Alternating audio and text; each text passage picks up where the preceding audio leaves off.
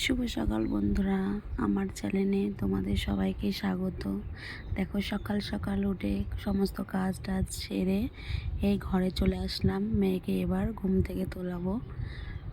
তোমাদের তার আগে একটু দেখিয়ে দিই বাইরের ওয়েদারটা কীরকম।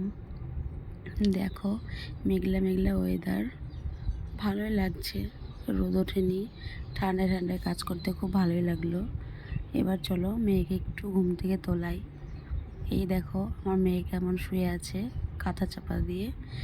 একটা জিনিস দেখবে, দেখো আমার মেয়ে কী করে। ওই দেখো আবার মুড়ো দিয়ে শুয়ে পড়েছে। তা আমার একটু হাসিই পেল আমার মেয়েকে দেখে। তারপর দেখো এবার আমার মেয়েকে জাগিয়ে দিয়ে বিছানাগুলো সব গুছিয়ে নেব। দেখো প্রথমে কাঁথাটাকে সুন্দর করে ভাঁজ করে নেব। আমার মেয়ে আমাকে বলছে, মা আমার শীত লাগছে, আমাকে কাঁথাটা দাও।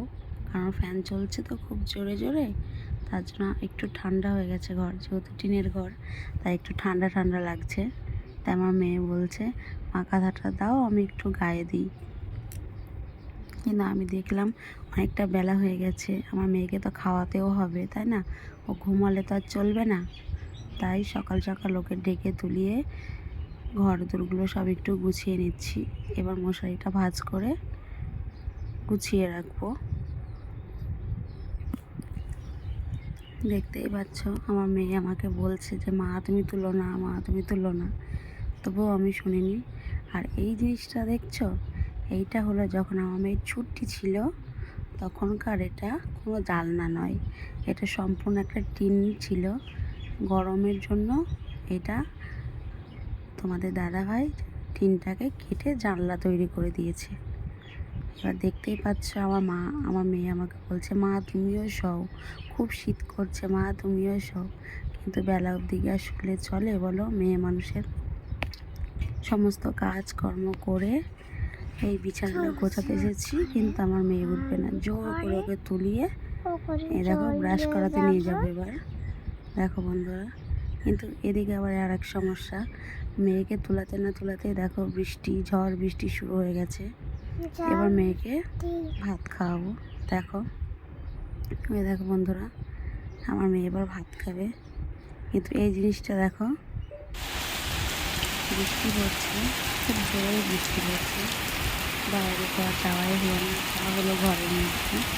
দেখাতে জোরে দেওয়ার দেখেছি, আমি ফোন নিয়ে ছুটতে ঘরে পালিয়ে গেছি। দেখো বন্ধুরা,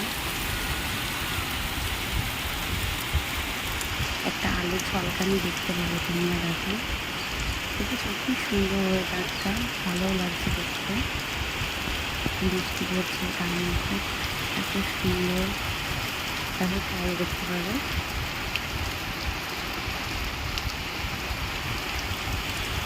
দেখতে পেয়েছ?